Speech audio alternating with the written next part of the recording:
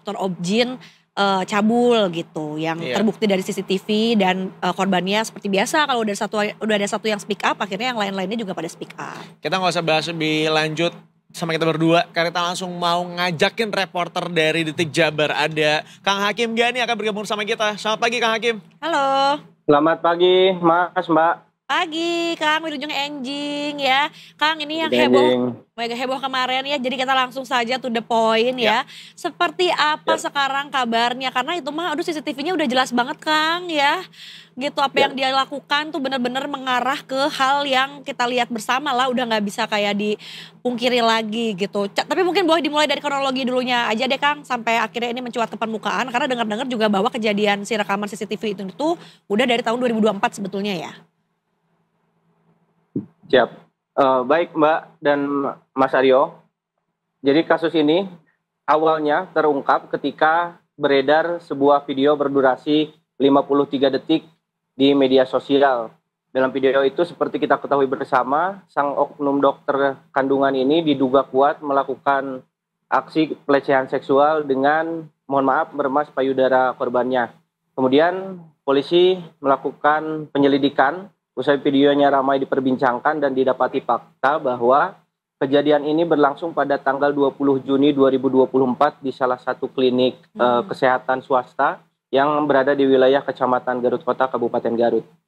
Oke ya, jadi memang udah hampir atau mungkin lebih dari setahun gitu kejadiannya ya.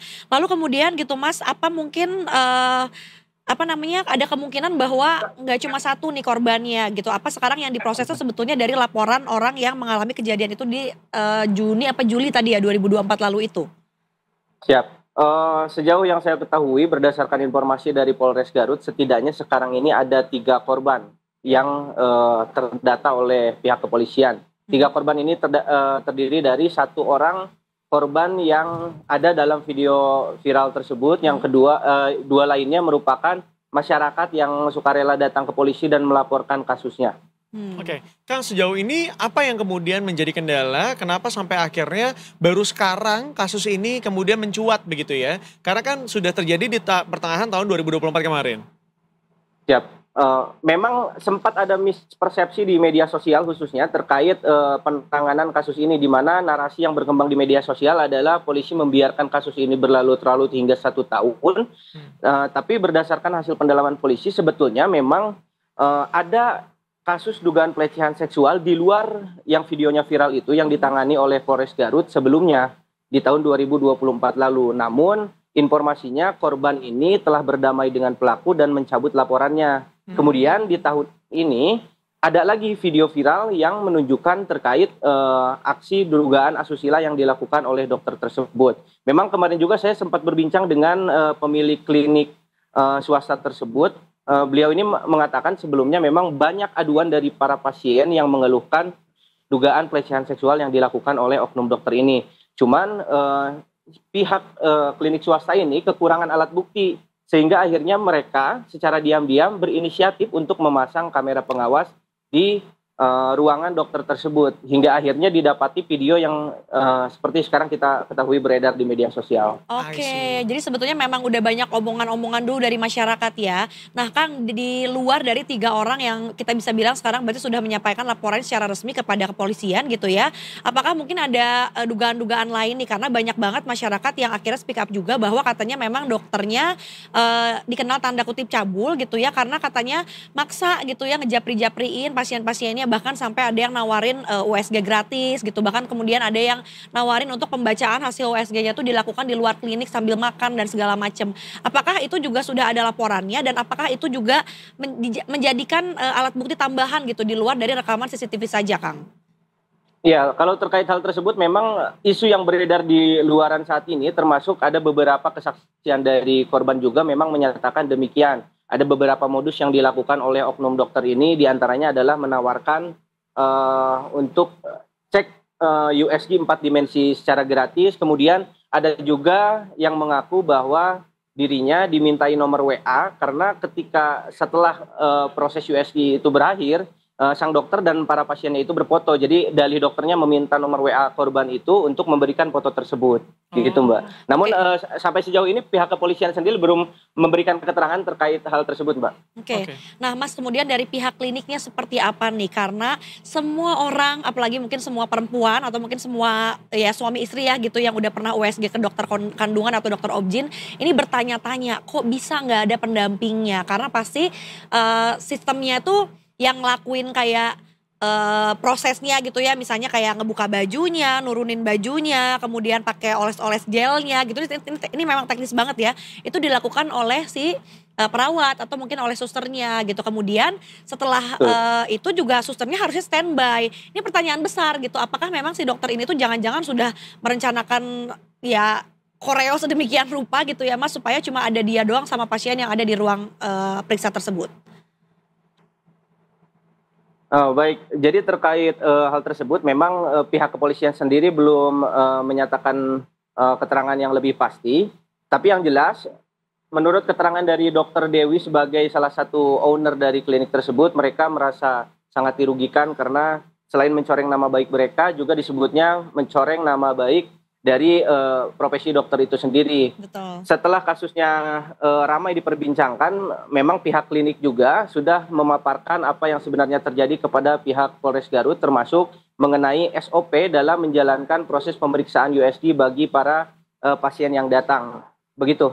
Oke. Mbak. Sekali lagi memang seperti yang disampaikan tadi ya, bahwa klinik sendiri sebenarnya sudah mendengar selentingan, setelah itu baru memasang CCTV begitu ya, agar bisa mendapatkan bukti. Karena kalau tanpa bukti percuma juga pelaporannya, kemudian akan anyap di tengah jalan ibaratnya. Tapi artinya dari pihak klinik belum buka suara ya Mas, kenapa tidak ada yang mendampingi dokter pada saat memeriksa itu? Betul, dari pihak klinik sendiri belum memaparkan secara gamblang terkait hal tersebut. Hanya saja kemarin ketika diwawancarai oleh awak media, mereka menyebut bahwa sangat berharap agar si pelakunya ini untuk segera ditangkap. Terkait penangkapan si pelaku ini sendiri, tadi pagi saya sempat berbincang dengan Kapolres Garut AKBP Muhammad Fajar Gemilang. Bisa ditampilkan videonya. Baik, silakan kita saksikan, ini dia hasil interviewnya. Alhamdulillah, Polres Garut yang telah membentuk tim khusus gabungan dari Polres Garut dan Polda Jawa Barat telah mengamankan pelaku yang diduga melakukan tindakan kekerasan seksual kepada pasiennya yang terjadi di klinik swasta, salah satu klinik swasta yang ada di Kabupaten Garut. Kita sudah amankan, tindak lanjut nanti karena yang bersangkutan berprofesi sebagai dokter, jadi kami koordinasi dengan Dirjen Tenaga Kesehatan, dalam hal ini Kementerian Kesehatan akan menurunkan majelis disiplin profesi kedokteran yang akan nanti merekomendasikan apakah perbuatan tersebut berkaitan dengan prosedur kesehatan dalam hal ini kedokteran atau di luar, sehingga proses penyidikannya bisa kita lanjutkan dan tuntaskan demikian. Boleh dijelaskan nggak Komandan proses penangkapannya seperti apa, kemudian ditangkapnya di mana? Baik. Permasalahannya ini karena memang yang bersangkutan itu sudah 3 bulan tidak berdomisili dan tidak berpraktek di Garut.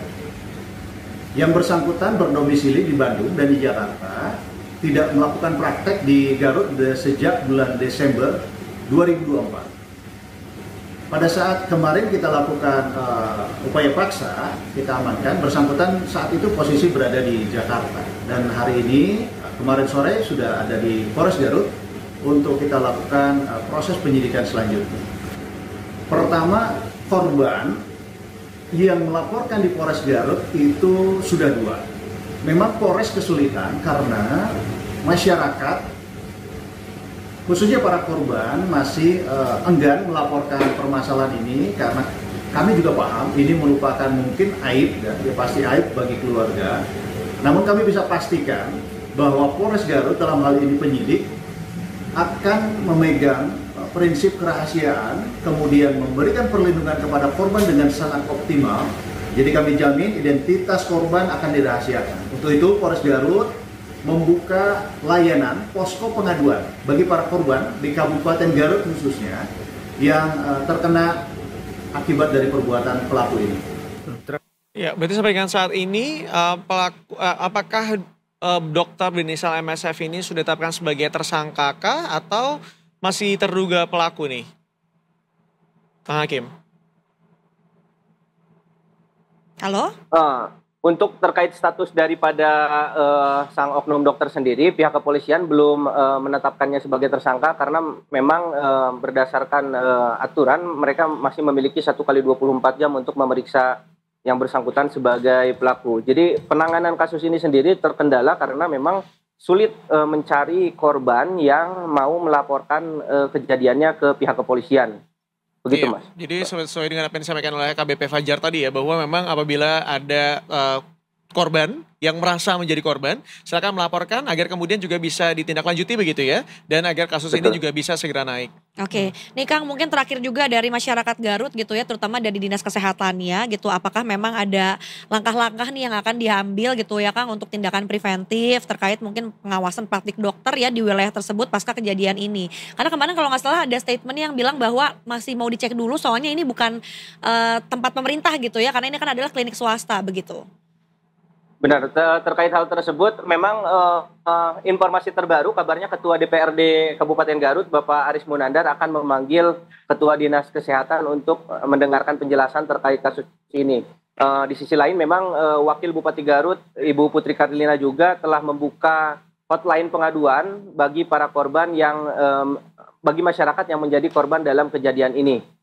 Seperti itu, Mbak. Baik. Baik Kang Hakim, terima kasih banyak untuk laporannya, karena sepertinya di belakang juga ada yang mau laporan juga tuh ya. Jadi kayaknya takutnya nabrak ya kan. Jadi mendingan nggak apa-apa, kita kasih kesempatan buat yang lain juga memberikan laporannya. Gantian gitu kan ya. Semoga Garutnya baik-baik saja ya Kang ya. Semoga ini Amin. lagi-lagi mendapatkan pendampingan dan tidak menyebabkan trauma ya kepada ibu-ibu hamil yang lain Amin. gitu ya. Karena lagi-lagi ini adalah oknum gitu. Terima kasih Kang Hakim Siap. Gani. Sampai berjumpa Sama-sama, kembali. Mbak. Hatur nuhun. Thank you.